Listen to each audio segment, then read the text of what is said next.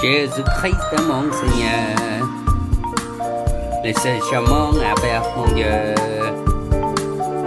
Jésus-Christ mon Seigneur, il a lavé mes péchés. Jésus-Christ mon Seigneur, l'obscurité s'est effondrée. Jésus-Christ mon Seigneur, le roi des rois que je blâme. Jésus est Christ.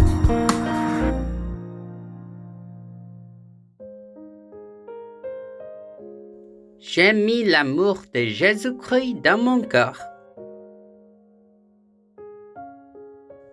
Jésus lui répondit, tu aimeras le Seigneur ton Dieu de tout ton cœur, de toute ton âme et de toute ta pensée. C'est le premier commandement et le plus grand. Et voici le deuxième qui lui est semblable. Tu aimeras ton prochain comme toi-même. De ces deux commandements dépendent toute la loi et des prophètes. Matthieu chapitre 22, versets 37 à 40.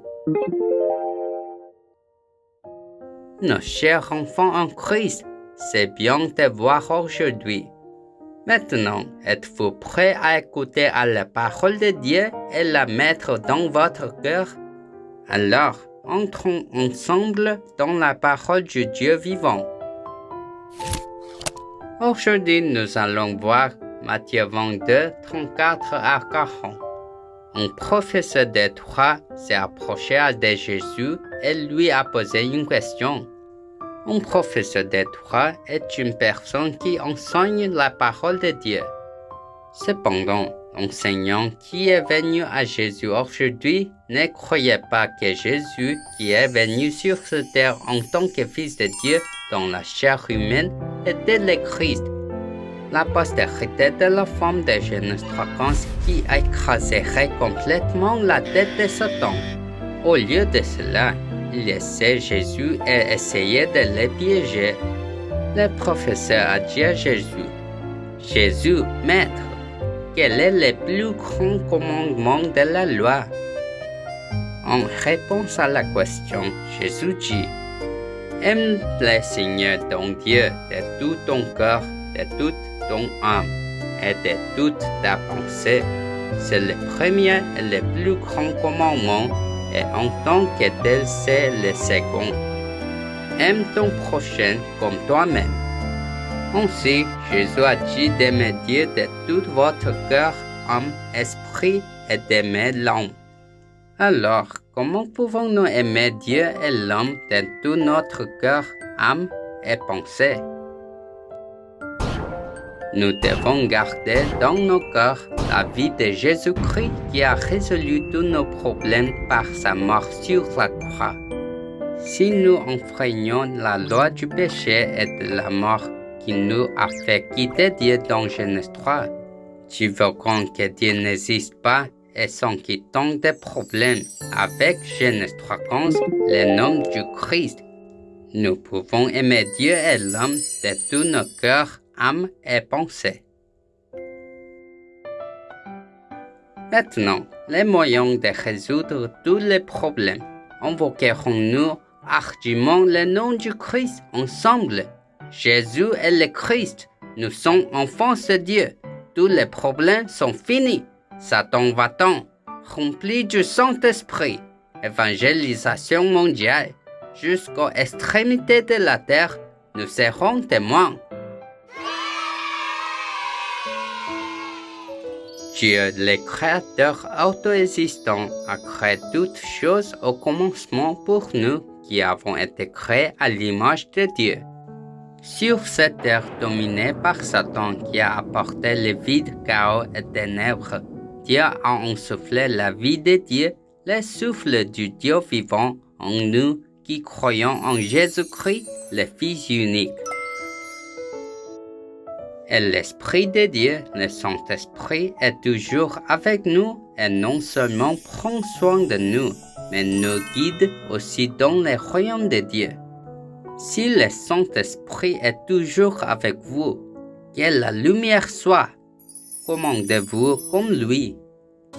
Lève-toi au nom de Jésus-Christ. Si vous regardez le Dieu de Genèse 3:15, vous deviendrez une personne vraiment heureuse qui entrera dans les dons de Dieu.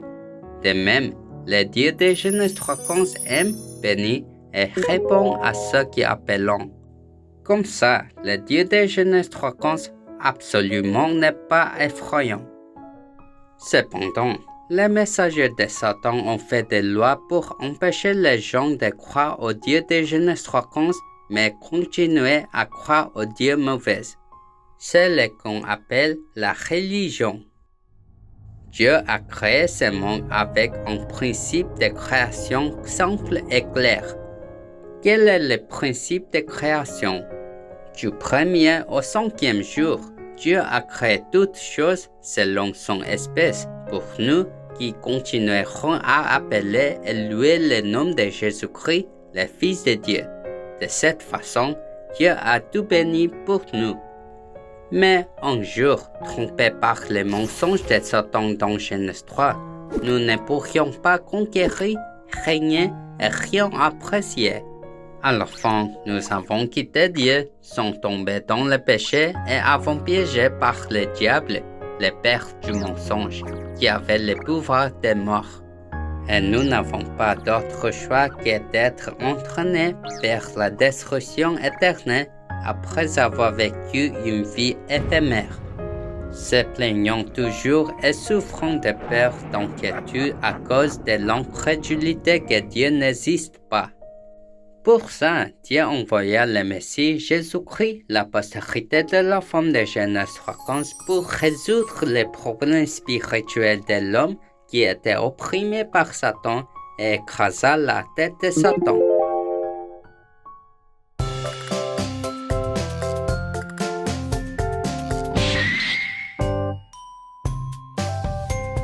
Genèse 3:15, l'alliance c'est Dieu, la postérité de la femme.